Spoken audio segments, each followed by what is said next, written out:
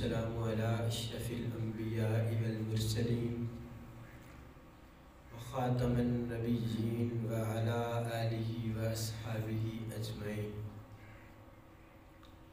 قال الله تبارك وتعالى في الكلام المجيد والفرقان الحميد: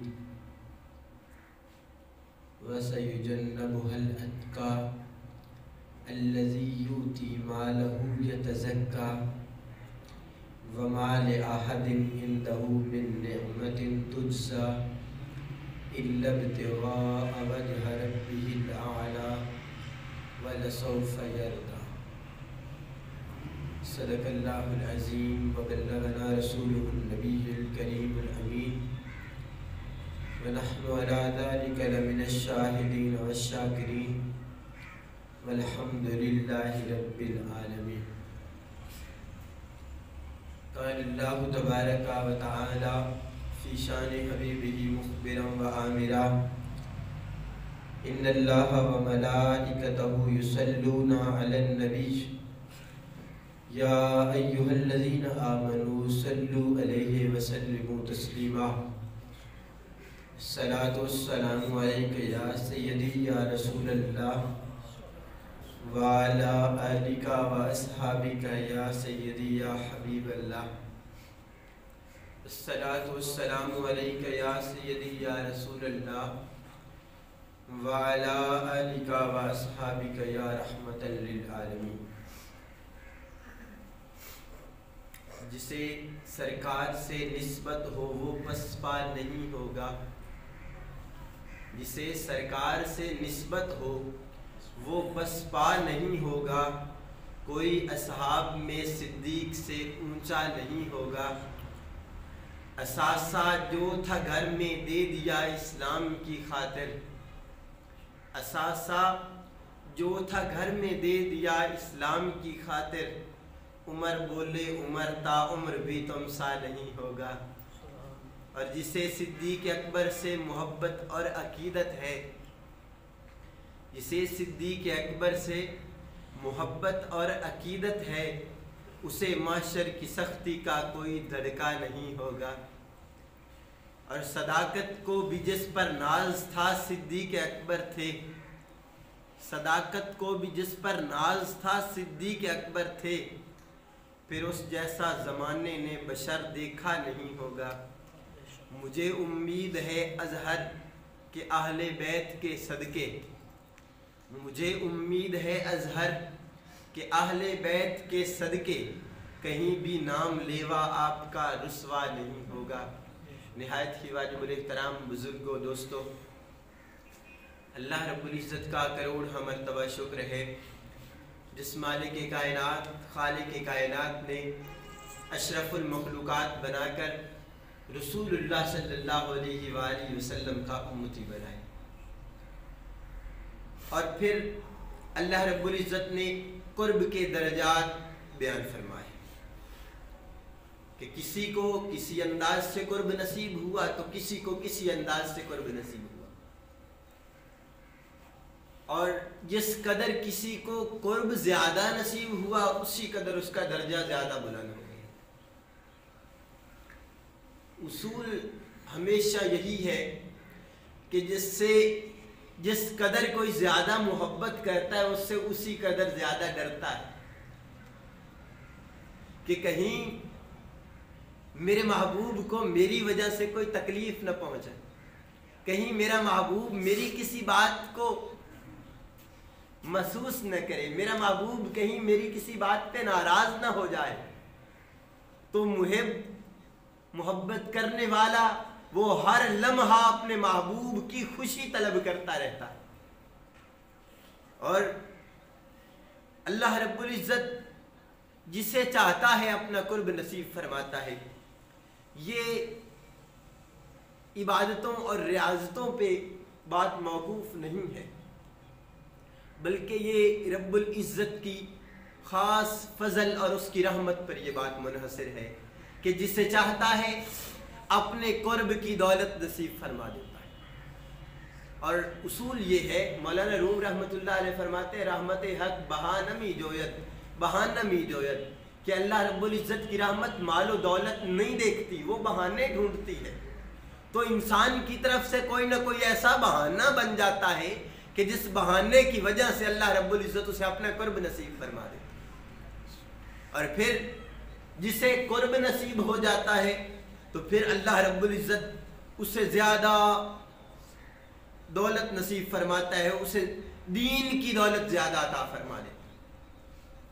اور تمام امتوں میں سب سے کامل ایمان والی شخصیت، سب سے طاقتور ایمان والی شخصیت اور رسول اللہ صلی اللہ علیہ وآلہ وسلم کی اطاعت و محبت میں محو رہنے والی شخصیت اور حد درجہ عشق و محبت والی شخصیت وہ ذات مصطفیٰ صلی اللہ علیہ وآلہ وسلم کے خلیفہ بلا فصل سیدنا صدیق اکبر رضی اللہ تعالیٰ عنہ کی ذات ہے. قرآن مجید میں اور احادیث مبارکہ میں خبر دی گئی ہے کہ رسول اللہ صلی اللہ علیہ وآلہ وسلم کے وصال کے بعد امت کئی فرقوں کے اندر تقسیم ہو جائے گی. تو پھر اصول کیا رکھا گیا کہ بھائی جماعت کے ساتھ مل جاؤ تو راہ ہدایت پا جاؤ. اور وہ جماعت کون سی ہے؟ وہ جماعت اہل السنہ والجماعہ کی ہے. اور ہمیشہ سے ابتدا سے لے کے آج تک یہی جماعت کثرت سے آ رہی ہے. تو اسی کے ساتھ مل جاؤ، یہ چھوٹے گروہوں کے ساتھ، یہ فرقوں کے ساتھ بٹنے سے بچ جاؤ. تو اہل السنہ والجماعہ کا یہ قطعی عقیدہ ہے جس پہ اتفاق و اجماع ہے. یہ بات یاد رکھنے والی ہے. ہم اپنے عقیدے کو بھولتے جا رہے ہیں. ہمارا عقیدہ یہ ہے کہ کائنات میں اللہ رب العزت کے بعد سب سے افضل، سب سے اعلیٰ، مخلوق میں سب سے زیادہ فضیلت والی ہستی، سب سے زیادہ عزت و جاہ والی ہستی وہ ذات مصطفیٰ صلی اللہ علیہ وآلہ وسلم کی ذات ہے. کہ کائنات میں سب سے افضل رسول اللہ صلی اللہ علیہ وآلہ وسلم. اب رسول اللہ صلی اللہ علیہ وآلہ وسلم کے بعد کائنات میں سب سے افضل تمام انبیاء کرام ہیں. اور یہ بات یاد رکھ لیں کہ کوئی بھی غیر نبی جو نبی نہیں ہے وہ کسی نبی سے افضل نہیں ہو سکتا. اس لیے کہ انبیاء کرام کو اللہ رب العزت نے سب سے افضل بنایا. پھر اس کے بعد سب سے افضل رسول اللہ صلی اللہ علیہ وآلہ وسلم کی امت میں سے خلفائے راشدین ہیں. اور خلفائے راشدین میں خلافت کی ترتیب کے اعتبار سے سب سے افضل سیدنا صدیق اکبر رضی اللہ تعالیٰ عنہ. پھر ان کے بعد حضرت فاروق اعظم رضی اللہ تعالیٰ عنہ. پھر اس کے بعد حضرت عثمان غنی رضی اللہ تعالیٰ عنہ. پھر اس کے بعد مولا مرتضیٰ رضی اللہ تعالیٰ عنہ. تو جس طریقے سے خلافت کی ترتیب ہے یہی فضیلت کی ترتیب ہے. اور یہی امت مسلمہ کا اسی مسئلے پر، اسی عقیدے پہ اجماع ہے. پھر اس کے بعد عشرہ مبشرہ اور دیگر صحابہ کرام رضوان اللہ علیہم اجمعین. اور یہ بات یاد رکھنی چاہیے کہ اللہ رب العزت نے تمام صحابہ کے ساتھ اچھائی کا وعدہ فرمایا ہے. اللہ رب العزت نے ارشاد فرمایا وَكُلًّا وَعَدَ اللَّهُ الْحُسْنَى وَاللَّهُ بِمَا تَعْمَلُونَ خَبِيرٌ. کہ اللہ رب العزت نے سب کے ساتھ بھلائی کا وعدہ فرمایا ہے. اور اللہ رب العزت تم سب کو جانتا ہے، خبر رکھنے والا. جو تم کرتے ہو وہ جاننے والا ہے، خبر رکھنے والا ہے. اب حضرت سیدنا صدیق اکبر رضی اللہ تعالی عنہ آپ کی افضلیت یہ قرآن و حدیث سے ثابت ہے. اور یہ وہ ہستی ہے جس طرح رسول اللہ صلی اللہ علیہ وآلہ وسلم آپ کی ذات پاک کے لیے اللہ رب العزت کی طرف سے جواب آیا کرتا تھا کہ جب ابو لہب نے رسول اللہ صلی اللہ علیہ وآلہ وسلم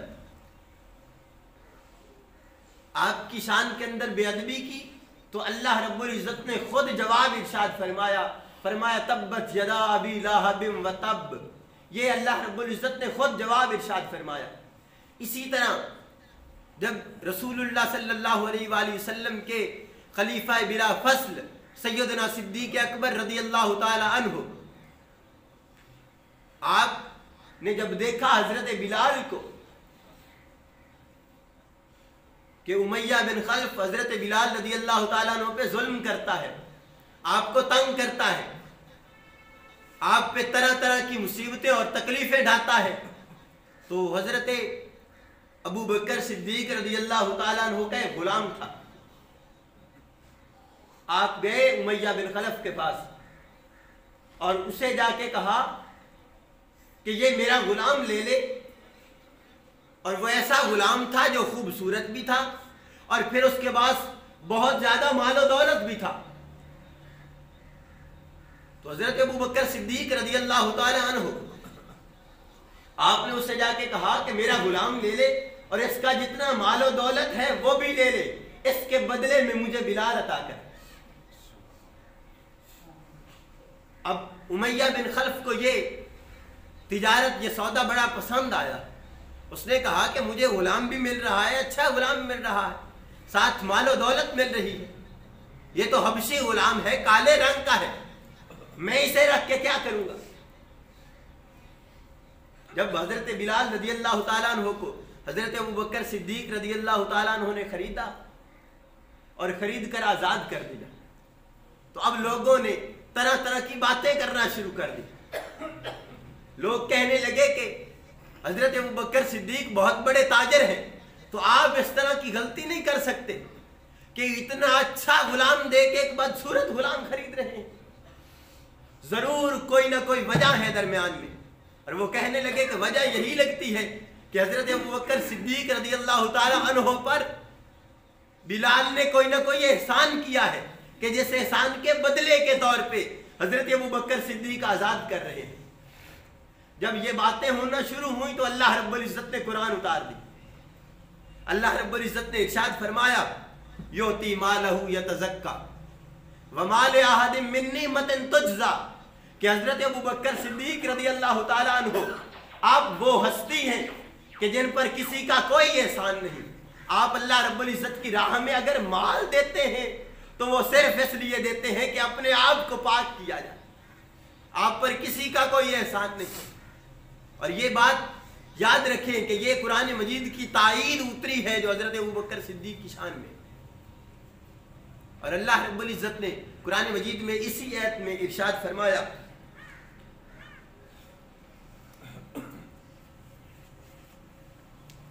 اللہ رب العزت نے ارشاد فرمایا کہ وَسَيُجَنَّبُهَا الْأَتْقَى، اتقا کہتے ہیں بہت زیادہ متقی کو، تو سب سے زیادہ متقی ہونا یہ حضرت ابو بکر صدیق رضی اللہ تعالیٰ عنہ کی شان کے اندر اترا۔ تفسیر کبیر میں امام فخر الدین رازی رحمۃ اللہ تعالیٰ نے آپ ارشاد فرماتے ہیں کہ یہ آیت مبارکہ حضرت ابو بکر صدیق رضی اللہ تعالیٰ عنہ کے خلیفہ بلا فصل ہونے کی دلیل ہے۔ اور آپ ارشاد فرماتے ہیں کہ کائنات میں انبیاء کے بعد سب سے افضل حضرت ابو بکر صدیق رضی اللہ تعالیٰ، افضل البشر بعد الانبیاء سیدنا صدیق اکبر رضی اللہ تعالیٰ عنہ۔ دوسری دلیل جو اس حوالے سے بیان کی جاتی ہے وہ یہ ہے کہ ویسے تو احادیث مبارکہ کثیر تعداد میں ہے، لیکن ایک حدیث مبارکہ یہ ہے کہ جب رسول اللہ صلی اللہ علیہ وآلہ وسلم کے وصال کا وقت قریب آیا تو رسول اللہ صلی اللہ علیہ وآلہ وسلم آپ نے ارشاد فرمایا مروا ابا بکر فلیصلی بالناس، کہ حضرت ابو بکر صدیق کو حکم دیا جائے کہ وہ لوگوں کو نماز پڑھائیں۔ اب حضرت علی المرتضیٰ فرماتے ہیں میں اس وقت صحیح سلامت تھا، تندرست تھا، صحت مند تھا اور بارگاہ مصطفیٰ میں موجود تھا، لیکن اس کے باوجود رسول اللہ صلی اللہ علیہ وآلہ وسلم نے ارشاد فرمایا مروا ابا بکر فلیصلی بالناس، کہ ابو بکر کو حکم دیا جائے کہ وہ لوگوں کی امامت کروائیں۔ اب بارگاہ مصطفیٰ میں عرض کی گئی یا رسول اللہ صلی اللہ علیہ وآلہ وسلم ابو بکر نرم دل کے آدمی ہیں، آپ کسی اور کو حکم دے دیں کہ کوئی اور نماز پڑھائے، لیکن رسول اللہ صلی اللہ علیہ وآلہ وسلم کی زبان اقدس سے بار بار یہی کلمات نکل رہے تھے کہ مروا ابا بکر فلیصلی بالناس، مروا ابا بکر فلیصلی بالناس، کہ ابو بکر کو حکم دیا جائے کہ وہ لوگوں کی امامت کرے۔ تو یہ بھی حضرت ابو بکر صدیق رضی اللہ تعالیٰ عنہ کے افضل البشر بعد الانبیاء ہونے کی دلیل ہے کہ رسول اللہ صلی اللہ علیہ وآلہ وسلم کی موجودگی کے اندر 17 نمازیں حضرت ابو بکر صدیق نے آپ کے مصلی پہ کھڑے ہو کے ادا کر۔ اور حضرت ابو بکر صدیق رضی اللہ تعالیٰ عنہ، تو یہ بات یاد رکھی جائے کہ حضرت ابو بکر صدیق رضی اللہ تعالیٰ عنہ آپ افضل البشر ہیں، یہ عقیدے کا مسئلہ ہے، عمل کا مسئلہ نہیں ہے۔ اور اس عقیدے پہ علماء اہل سنت اور تمام اہل سنت کا اس بات پر اجماع ہے، جمہور کا قول نہیں، اجماع کا قول ہے، اور اجماع کی مخالفت کرنے والا گمراہ آدمی شمار کیا جائے۔ تو یہ ہمیں اپنے عقیدے کی فکر کرنے کی بڑی ضرورت ہے۔ آج کچھ لوگ تفضیلیت اور دیگر طرف مائل ہو جاتے ہیں، انہیں بات یاد رکھنی چاہیے کہ حضرت محمد بن حنفیہ حضرت مولا علی المرتضیٰ کے صاحبزادے ہیں، وہ حضرت علی کی بارگاہ میں بیٹھے ہیں اور عرض کرتے ہیں کہ حضور بتائیے رسول اللہ صلی اللہ علیہ وآلہ وسلم کی امت میں اور انبیاء کے بعد سب سے افضل کون سی ہستی ہے؟ تو حضرت علی المرتضیٰ خود ارشاد فرماتے ہیں کہ سب سے افضل حضرت ابو بکر صدیق رضی اللہ تعالیٰ عنہ۔ یہ افضل البشر بعد الانبیاء ہونے کی دلیل ہے۔ اور مفتی شیر خان صاحب اکثر کہا کرتے تھے، پیر سید اقبال شاہ صاحب کہا کرتے تھے، آپ فرماتے تھے کہ حضرت علی المرتضیٰ نے خود ارشاد فرمایا کہ جو بھی شخص مجھے صاحبین سے حضرت ابو بکر اور حضرت عمر سے فضیلت دے گا، میں اس پر حد قذف جاری کروں گا، 80 کوڑے لگاؤں گا۔ حضرت علی المرتضیٰ کا یہ فتویٰ ہے کہ رسول اللہ صلی اللہ علیہ وآلہ وسلم کی امت میں اور تمام امتوں میں تمام انبیاء کے بعد سب سے افضل سیدنا صدیق اکبر رضی اللہ تعالیٰ عنہ۔ اور اس عقیدے پہ ہمیں قائم رہنے کی ضرورت ہے۔ آج عقیدوں پہ ڈاکے ڈالے جا رہے ہیں، اپنے عقیدے کی حفاظت کرنے کی ضرورت ہے۔ حضرت ابو بکر صدیق رضی اللہ تعالیٰ عنہ، اللہ رب العزت نے آپ کو بڑی شانیں عطا فرمائیں، اور انہی شانوں میں سے ایک شان خشیت الہی ہے۔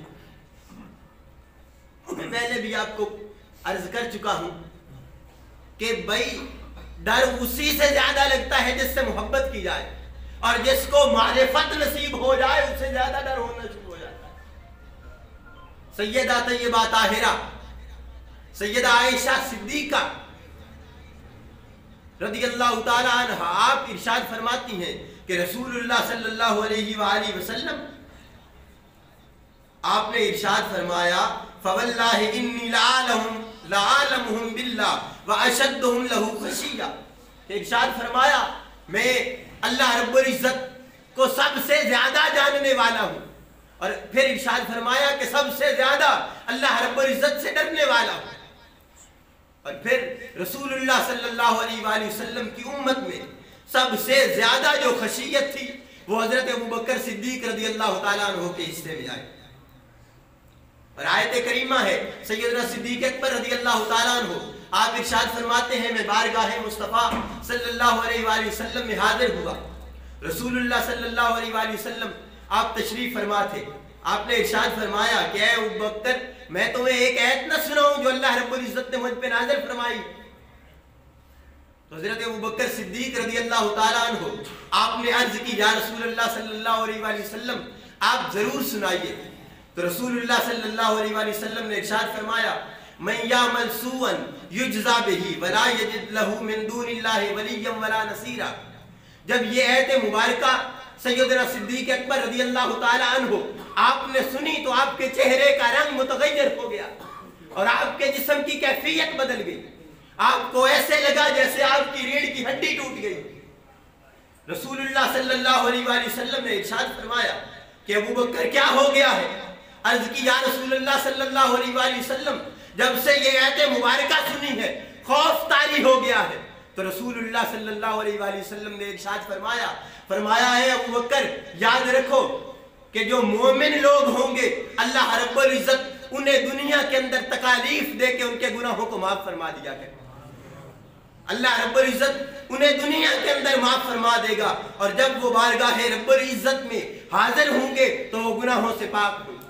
یہ باتیں تو ان لوگوں کے لیے ہیں جو ایمان نہیں لے آتے، جو اللہ رب العزت پر اور رسول اللہ صلی اللہ علیہ وآلہ وسلم کی غلامی میں نہیں آتے. اسی طرح رسول اللہ صلی اللہ علیہ وآلہ وسلم کے یہ غلام ہر لمحہ ڈرا کرتے تھے. جب حضرت ابوبکر صدیق رضی اللہ تعالی عنہ آپ کے وصال کا وقت قریب آیا تو آپ نے حکم ارشاد فرمایا کہ حضرت عمر رضی اللہ تعالی عنہ کو خلیفہ منتخب کر دیا جائے. تو کچھ صحابہ اکرام حضرت ابوبکر صدیق رضی اللہ تعالی عنہ آپ کی بارگاہ میں حاضر ہوئے، عرض کرنے لگے کہ حضور آپ نے حضرت فاروق اعظم رضی اللہ تعالی عنہ کو خلیفہ بنا دیا ہے، حالانکہ آپ کو پتہ نہیں کل اللہ رب العزت کی بارگاہ میں آپ جواب دے ہوں گے. تو حضرت ابوبکر صدیق رضی اللہ تعالی عنہ آپ نے ارشاد فرمایا کہ مجھے تم سے زیادہ پتہ ہے کہ میں نے اللہ رب العزت کی بارگاہ میں جواب دینا ہے، لیکن اس کے باوجود میں نے اس شخص کو تمہارے اوپر خلیفہ منتخب کیا ہے جو تم سب سے زیادہ افضل ہے، جو تم سب سے زیادہ دین کے احکام کو جاننے والا ہے، جو سب سے زیادہ عدل کرنے والا ہے. میں نے اسی شخص کو تمہارے لیے خلیفہ منتخب کیا. حضرت ابوبکر صدیق رضی اللہ تعالی عنہ آپ کی ہستی ہر وقت خشیت الہی سے معمور رہتی تھی. آج ہماری صورتحال تو یہ ہو چکی ہے کہ ہم جاننے پہچاننے کے باوجود اللہ رب العزت سے نہیں ڈرتے، حالانکہ وہ ہستیاں جنہیں رسول اللہ صلی اللہ علیہ وآلہ وسلم نے جنت کی خوشخبری دے دی تھی، اس کے باوجود وہ ہر لمحہ اللہ رب العزت سے ڈرتے تھے. لیکن آج ہماری حالت یہ ہے کہ ہم گناہ کرتے جا رہے ہیں اور پھر بھی ہمارے دلوں کے اندر اللہ رب العزت کا ڈر پیدا نہیں ہو رہا. ہمارے دل خشیت الہی سے نہیں ڈر رہے، ہمارے دلوں کے اندر کبھی یہ سوچ پیدا نہیں ہو رہی کہ اللہ رب العزت کی ذات ہمیں دیکھ رہی ہے. اور یہ بات یاد رکھیں کہ حضرت ابوبکر صدیق رضی اللہ تعالیٰ عنہ آپ ہر لمحہ اسی کوشش و کاوش کے اندر رہتے تھے، ہر لمحہ ڈرتے رہتے تھے، ہر لمحہ خشیت کا درس دیا کرتے تھے. اور آج ہماری جو صورتحال ہو چکی ہے اس حوالے سے امت مسلمہ کو جو حضرت ابوبکر صدیق رضی اللہ تعالیٰ عنہ آپ نے پیغام دیا تھا وہ یہی پیغام تھا. آپ نے ارشاد فرمایا لا یدع قوم الجہاد فی سبیل اللہ الا ضربہم اللہ بالذل. ارشاد فرمایا کہ کوئی بھی قوم جہاد کو ترک نہیں کرتی، جب بھی وہ جہاد کو چھوڑتی ہے اللہ رب العزت ان کے اندر ذلت اور رسوائی پیدا کر دیتا ہے. اللہ رب العزت ان کے درمیان ذلت اور رسوائی پیدا کر دیتا ہے. آج ہمارے اندر بھی یہی صورتحال پیدا ہو چکی ہے. اللہ رب العزت کی بارگاہ کے اندر دعا ہے کہ اللہ رب العزت امت مسلمہ کو اتحاد و اتفاق نصیب فرمائے تاکہ امت مسلمہ پوری کائنات کے اندر چھا جائے، رسول اللہ صلی اللہ علیہ وآلہ وسلم کے دین کا بول بالا ہو جائے. اللہ رب العزت کی بارگاہ میں دعا ہے اللہ عمل کرنے کی توفیق